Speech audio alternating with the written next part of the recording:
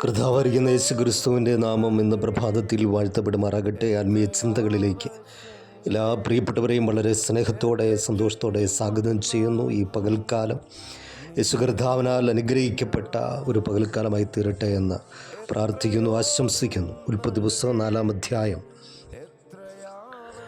10-ാം വാക്യത്തിൽ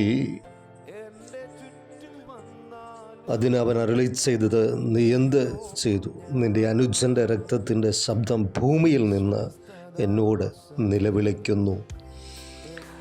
ദൈവം കയീനോട് സംസാരിക്കുന്ന ഒരു ഭാഗമാണ് നമ്മൾ വായിച്ചു കേട്ടത്. കയീനും ഹാബേലും ദൈവസന്നിധിയിൽ യാഗമർപ്പിച്ചു. കയീനിലും അവൻ്റെ യാഗത്തിലും ദൈവം പ്രസാദിച്ചില്ല, ഹാബേലിലും അവൻ്റെ യാഗത്തിലും ദൈവം പ്രസാദിച്ചു.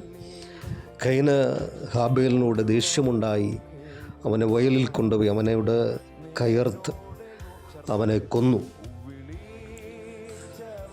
തുടർന്ന് നിന്റെ അനുജനായ ഹാബേൽ എവിടെയെന്ന് ദൈവത്തിൻ്റെ ചോദ്യത്തിന് മുമ്പിൽ ഞാൻ അവൻ്റെ കാവൽക്കാരനോ എന്ന് ചോദിക്കുന്നുണ്ട്.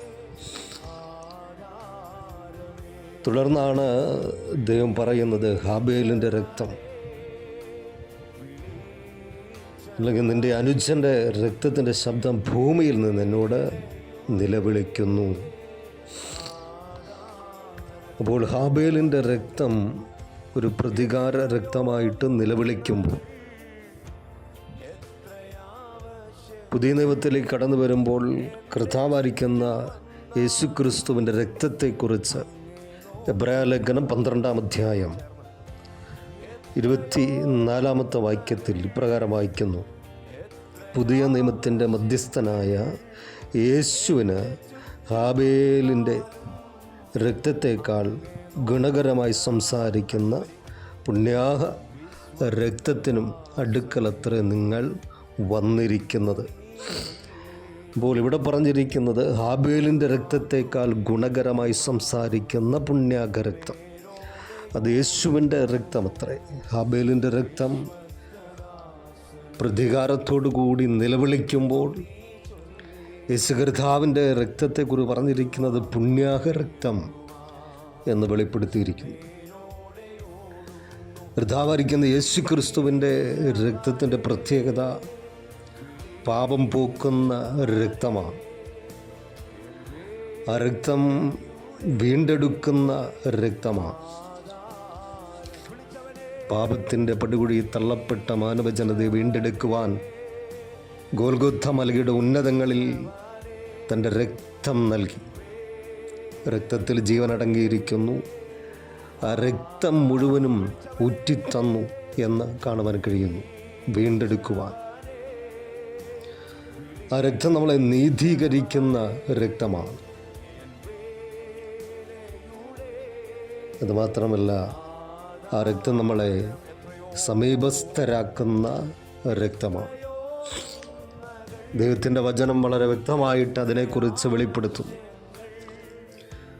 മുമ്പേ ദൂരസ്ഥരായിരുന്ന നിങ്ങൾ ഇപ്പോൾ ക്രിസ്തുയേശുവിൽ ക്രിസ്തുവിൻ്റെ രക്തത്താൽ സമീപസ്ഥരായി തീർന്നു.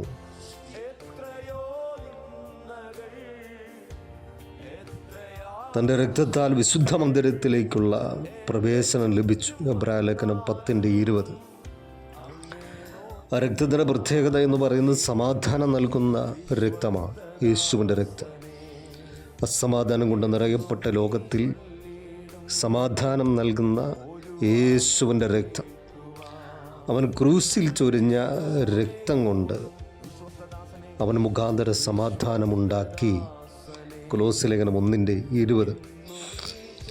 സാത്താനെ ജയിച്ച രക്തമാണ് യേശുവിൻ്റെ രക്തം. വെളിപ്പാട് പുസ്തകം 12:11. അവർ അവനെ കുഞ്ഞാടിൻ്റെ രക്തത്താലും തങ്ങളുടെ സാക്ഷ്യ വചനത്താലും ജയിച്ചു എന്ന് രേഖപ്പെടുത്തിയിരിക്കുന്നു. സഭയെ നേടിയ രക്തമാണ് യേശുവിൻ്റെ രക്തം. നിങ്ങളെ തന്നെയും താൻ സ്വന്തം രക്തത്താൽ സമ്പാദിച്ചിരിക്കുന്ന ദൈവത്തിൻ്റെ സഭയെ മേയ്ക്കുവാൻ അപ്പോസ്തലപ്രവൃത്തി 20:28 നമുക്ക് കാണുവാൻ കഴിയുന്നു. അപ്പോൾ ഈ രക്തം പാപം പോക്കുന്ന രക്തമാണ്. അവൻ്റെ പുത്രനായ യേശുവിൻ്റെ രക്തം സകല പാപവും പോക്കി നമ്മെ ശുദ്ധീകരിക്കുന്നു. യോഹന്നാൻ 1:7. വീണ്ടെടുക്കുന്ന രക്തം. നിങ്ങളെ വീണ്ടെടുത്തിരിക്കുന്നത് വെള്ളി, പൊന്ന് മുതലേ അഴിഞ്ഞു പോകുന്ന വസ്തുക്കളെ കൊണ്ടല്ല, കുഞ്ഞാടിൻ്റെ വിലയേറിയ രക്തം കൊണ്ടത്രേ. അവനിൽ നമുക്ക് അവൻ്റെ രക്തത്താൽ അതിക്രമങ്ങളുടെ മോചനമെന്ന വീണ്ടെടുപ്പുണ്ട്. ആ രക്തം നീതീകരിക്കുന്ന രക്തം.